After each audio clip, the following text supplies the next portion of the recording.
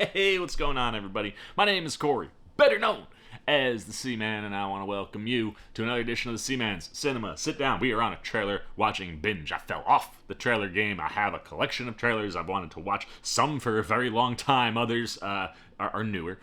Speaking of newer, we just watched the second official trailer for Five Nights at Freddy's. You want to see my reaction to that? You can see it right up there.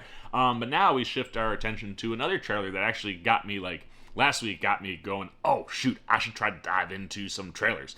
And then my week turned into what my week was, which was mostly television reactions and editing. I've been doing a lot of that.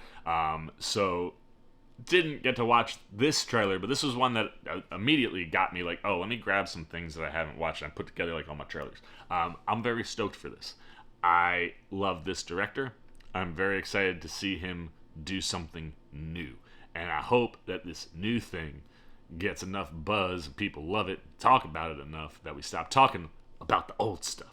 What am I talking about? Why don't you pull up a chair, take a seat. We are getting ready to take a look at the official teaser trailer for Zack Snyder's Rebel Moon. And as I said, I'm a huge Snyder fan, man. I've been riding with Snyder since Dawn of the Dead. I love everything this guy does. I really did thoroughly enjoy his DC run. I thought his arc and what his ideas were for Justice League were dope and were things I wanted to see. Now, what I will say is starting your Justice League story in that realm, maybe a little too dark, not something that was going to work for everybody. But it was one that I think while we were getting it, it was dope. DC, Warner Brothers, they botched that whole thing. And initially, I was pro the Snyder fans, like rallying to get that man's vision, considering what happened to him and how he had left the movie and how everything went down with the Justice League. I thought it was dope that like the fans rallied so hard that this guy's vision actually got put out, and I thought his version of the movie was leaps and bounds better than what we got in the theaters. However, that group of people have decimated DC. The fracture in that fan base is just, as a DC fan, it's so annoying. Like, seeing Blue Beetle bomb the way it did, like, Blue Beetle is a property DC fans should have been psyched for. And I think a lot of the division right now and around DC and Warner Brothers and all that is this group of Snyder fans. I am praying that this movie makes y'all go, oh, you know what? Let's just talk about Rebel Moon and that universe that Zack Snyder's building, because that's what he's working on now.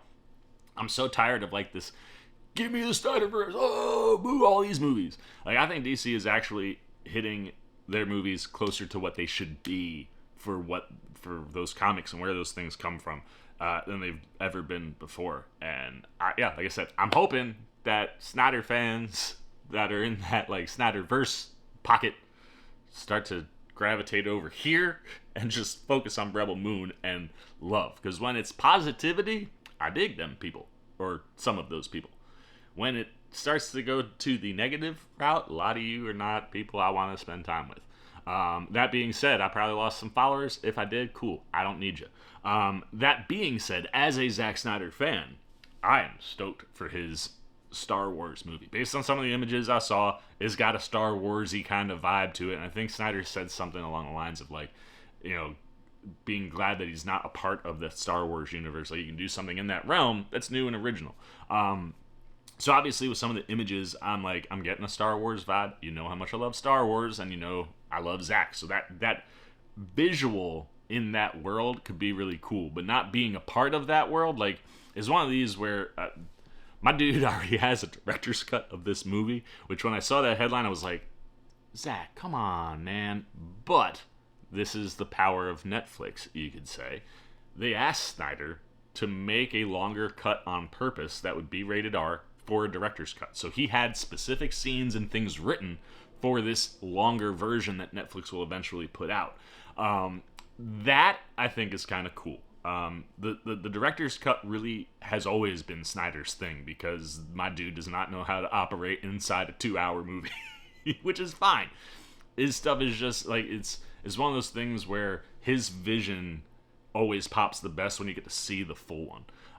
So I think the idea of like, oh man, like you made another movie that was too long, so they cut it, but then no, like the fact that it was built to be a director's cut That I think is kind of cool. And like I said, I'm just stoked to see what his vision is for this type of world. So I don't want to waste any more time, man. Let's get over here. Let's get this trailer up for you. I've got to pull it up for me. There it is. All right, man. I don't want to waste any more time. I even like later on I still have the featurette like behind the scenes thing that dropped on Rebel Moon, the first thing that had come out before this teaser trailer. So I want to watch that too. But this to get up into the world is more important to me. So trailers up everywhere. Let's not waste any more time and let's take a look at the official teaser trailer for Rebel Moon. That's what I was gonna say. Oh, that was a cool Netflix logo open. I dig the fact that he's not part of Star Wars because Snyder thrives when he has full creative freedom. When studios start messing with him, it doesn't work. So give me a vibe of Star Wars. The Princess Issa. Princess Issa. Is that Anthony Hopkins? In myth, she was called Sure is. the Redeemer. Okay. It was said this child would stop the madness of war, Jaimon! but she was to usher Love in Jaimon a Hansu. new age of peace and compassion. Oh! I was given memories of a world I will never see. Loyalty Oh. to a king I cannot serve. And I've love seen for Snyder a build out a child world. I could not save.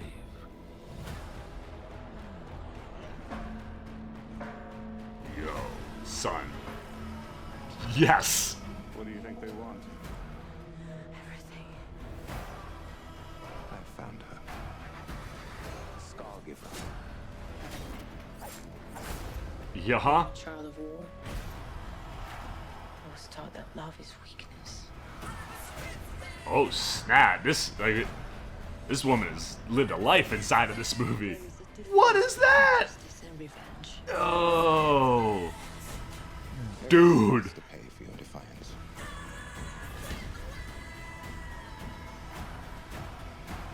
Dude, this looks so... One moment. I do love this part. Hold on. I don't want no trouble. We're not here to bring any. Are you ready? From director Zack Snyder. And I boast no fear. Let's show them that we're not afraid. Dude, this Show looks... them we're more than the shackles that bind us. I'm like... This is a whole world, man. Like, you can see how this is building to an entire world for Snyder to play in for a while. This is, like, the universe building that you can see happening in this trailer is And a man crazy. can fail. But a myth is indestructible. Yo. Like, things that are happening, For all that you love, fascinated. protect each other. Yo, is that my man Charlie Hunnam is in this too? I swear, I've heard about the casting, but I forgot, man. But damn, fire! I love me some Charlie Hunnam, man. Man. Who among you is willing to die for what you believe? Dude, that looks like a dope little band. Like, so here for that. December 26th, Part 1, A Child of Fire. Ooh. Part 2, April 19th, The Scargiver. When do you ever see Part 1 and Part 2 dates drop at the same time? Fire me up, man. That looks... Yo, like I said, like, when Snyder is doing, like, Snyder things, I freaking love that dude. And, like I said, man, I hope that we can stop talking about Zack Snyder and his DC world that never happened and focus on a world that he is building. And that's the other thing, too, man. Like, you see Snyder out here trying to get people to, like, hey, come over here. Like, he's out there trying to, like, I saw he tweeted out, like, something about Blue Beetle being stoked to go see it. Like, I appreciate that Snyder is trying to get people to back off DC. And that's one of the many reasons I love that man. He sees what's happening, and I'm sure he doesn't feel great about it. And then it's the, hey guys, come over here. Like, this world looks, I'm so fascinated. And it's one of these things, like I said, they're giving him director's cuts and baking that into the world building, which means that we're gonna get like a fully fleshed out world from Zack Snyder. And that's one of those things that, like I say, he's kind of become the king of director's cuts, because to really understand his full vision, sometimes it takes 3 + 4 hours to tell that story, and that's fine, right? Like, I don't have a problem with that. Ironically, we were just talking about how horror movies need to be under 2 hours for me. That's a specific genre. Where Zack Snyder plays, this is the genre that I'm here for, like action and adventure and fantasy and world building and creating your own universe. Like, I'm here for 3+ hours of what this is, man. I mean, like, this trailer, I don't know if this trailer is incorporating things from part 1 and part 2. It feels like it, because, like I said, Sofia Boutella's character, who is another person that I adore, and we don't ever get to see her do a lot, but she's so striking on camera, and she's dope in action set pieces. So that's exciting for her. But like, what you can get. In the trailer, it looked like she had lived a life, right, man? Like, a lot had happened in her history, so maybe this is stuff coming from parts 1 and part 2. Either way, though, like, you can tell that he is fully fleshing out this world. He is building something that is going to be much, much bigger than what we're seeing here, and that I'm excited about. Like I said, having this band of what appears to be 4 people who are willing to die for the things they believe in. That looks dope. I love the world building around, like, the elites and the not elites. Like, just the visual looks of those worlds definitely mesh. The spaceships and the space action looks great. Yes, it's very Star Wars-y. This is Zack Snyder's Star Wars. And like I said, I think it's more, like, I would rather get Zack Snyder doing something like Star Wars that's completely his, than being under the constraints of a studio that's going to be like, well, nah, man, Star Wars needs to be this, and it needs to be this, and we can't let it be PG, it can't be R, and that's like what the director's cuts are going to be, R. Like, I like the idea of seeing a Star Wars vision from Snyder in his own world, and being able to build out his own lore, and everything that I'm just like, yo, like, right down to the freaking, like, it's just small tweaks, right? Like, I like that the lightsabers are glowing. I don't know if we can call them lightsabers or laser swords, but whatever. I mean, it's definitely a laser sword of some kind. But, like, I like that it glows. Right? That visual when it's moving is so dope. And yeah, I mean, there's a lot of Star Wars vibes, from the androids to the ships to the blasters to even, like, the cloak when Butella comes off of that ship with the cloak up. Like, but that's fine, man. I'm here for it, because I dig Zack Snyder's visions, and his take on a Star Wars-y world looks pretty freaking badass. So fire me up, man, for December 22nd. I can't wait. I will certainly be watching. It says only on Netflix. I feel like that is a mistake. Like, this is the one thing with the streaming world that concerns me quite often, is like, you've got something that looks like this, and you don't want to put that on a big screen. Like, Netflix, yes, drop it day and date. People want to stream it, let people stream it, but throw that in the theaters. Like, if you built this up to run, like, December 22nd to the end of the year in theaters, and then, like, it hit Netflix a week later, you could make some money. And we've seen Netflix do that before, so I'll be interested to see if maybe they pivot at all and go, we're gonna drop it in theaters for a week just to make some crazy money, possibly. That's one of those things too, man. It's like, we haven't seen, like, I don't know what is Zack Snyder, like, obviously like, those movies, they made decent money at the beginnings, but yeah, I don't know, I don't know, because people don't show up for, but it's not, I don't know, I feel like people would show up for this in the movie theaters. Either way, I'm gonna shut up, man. I'm enamored. I can't wait to find all the things out and just live in this world for a bit, man. Like, if Zack Snyder's gonna put roots down someplace, I'm pumped that this is where what he's trying to build for maybe the next decade of his career. This looks sick.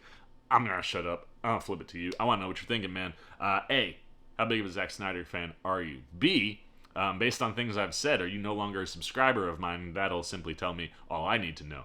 But if you don't fall into that DC realm of Zack Snyder and you just enjoy that man's work, how exciting is this? And do you like the idea of Zack Snyder doing Star Wars-y stuff outside of Star Wars? Like I said, the man has very specific vision, and I don't think he would be able to play the way he would want to over at Disney. So making his own thing with no constraints to the Star Wars lore and having to work inside canon, right? Like that, I think, is another one of the things that Snyder probably took away from working in DC, is like working inside of canon can be really difficult. And we've seen people struggle with that with the Star Wars stuff, if you're not Dave Filoni. So it's one of those, like, I love the idea of working outside those constraints. You don't have to be constrained by a canon. You don't have to be constrained by a studio like Disney. Like, a place like Netflix is giving you room to breathe and do your thing.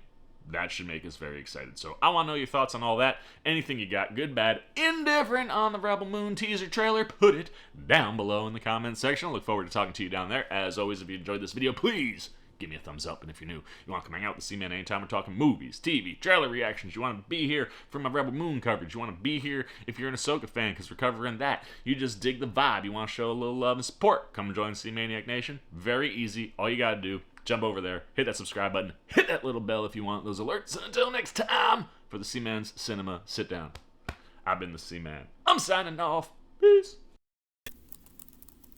Oh, you guys are still here. You snuck up on me. You must be looking for more of this guy. Well, I got 2 video options for you, man. Right up here and right over here. And if you want all those C-Man goodies, well, hey, come join the squad right on over there, and I'll catch you on the next one.